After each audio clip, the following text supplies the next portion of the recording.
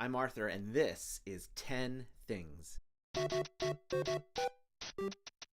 Coronavirus, COVID-19, N95 masks, social distancing, quarantine, stay-at-home orders.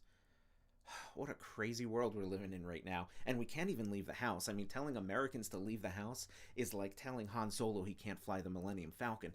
And if you just said to yourself, who is Han Solo? Let's just move on.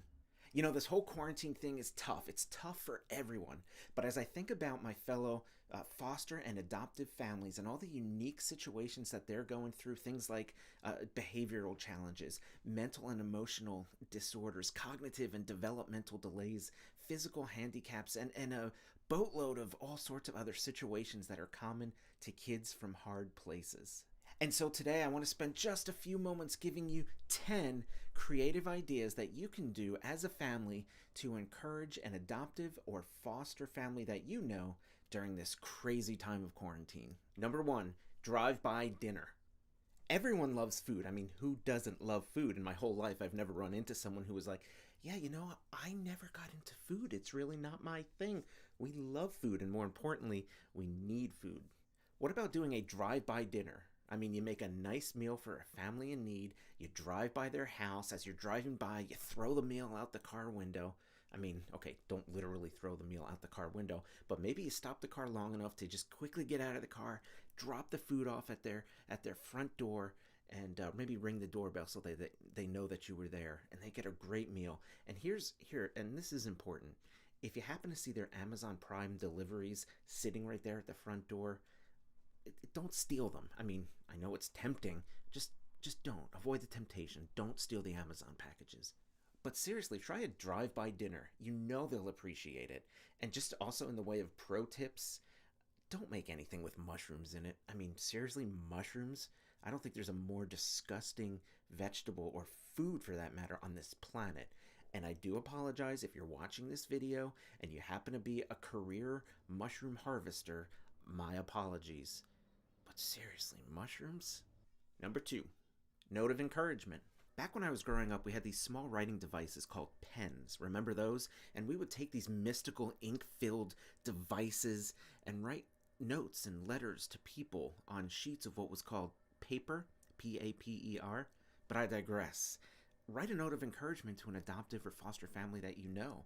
Let them know that you're thinking about them. Let them know that you appreciate what they're doing. Let them know that you're going to contact their homeowners association if they don't cut their grass soon.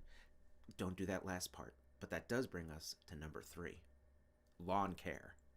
Are you one of these people who love cutting the grass? I mean, don't worry, you're in good company. There's literally dozens of you all throughout this country who love mowing the lawn. Why not do it for a family who's struggling to find the time or maybe even the energy to do it themselves? And we're just talking about a little light yard work, maybe some mowing the lawn, raking the leaves, maybe installing a nice koi pond with a decorative bridge that goes across it. It's really your call.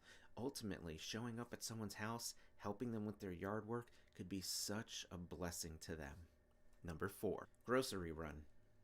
Did I happen to mention we like food? I thought I said that. Try dropping off a bag or two of groceries at the home of a family in need. And you don't even necessarily have to call ahead of time to find out specifically what they need. You can just kind of drop off the standard staples like bread, like milk, like cereal, like toilet paper, or even like a copy of Josie and the Pussycats on DVD. And I will tell you guys, this is a desert island movie for me. But anyway, a grocery run is a great way to help encourage a family in need in your neighborhood. Number 5, gift basket.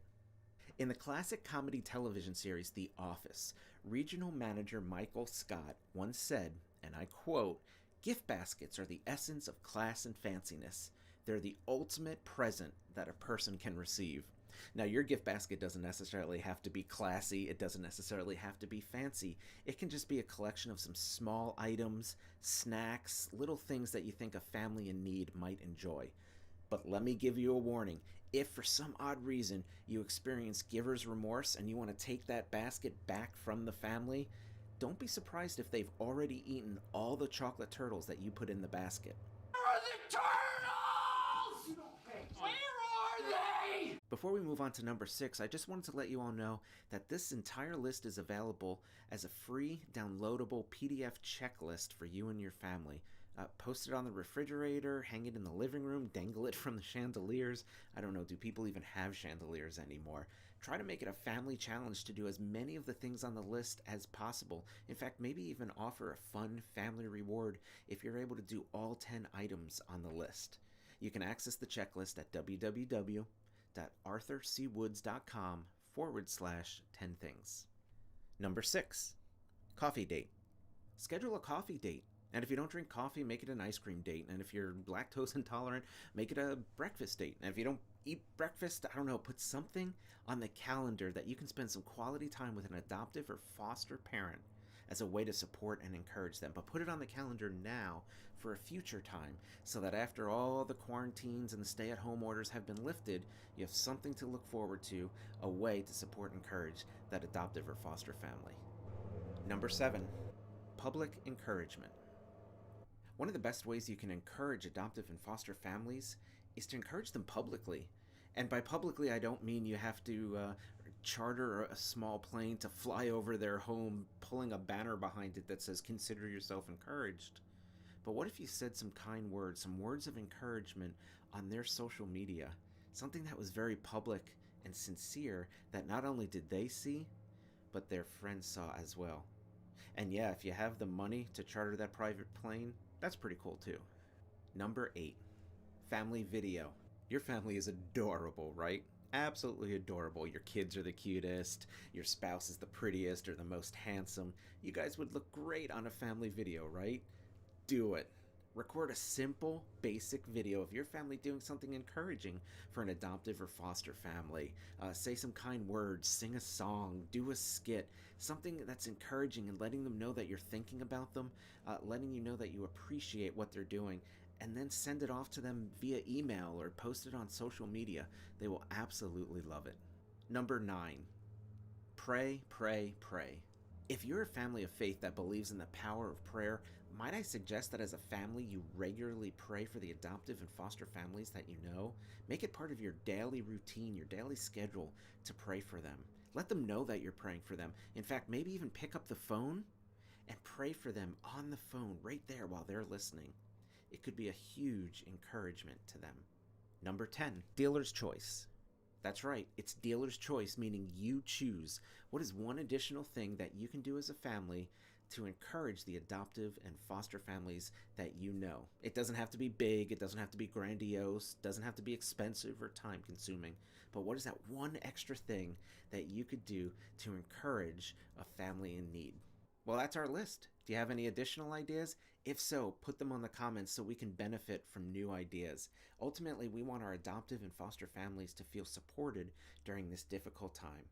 And if you'd like that free downloadable PDF checklist, head on over to www.ArthurCWoods.com/10 things. Make it a family challenge to do as many of those things on the list as possible. Thanks, everyone.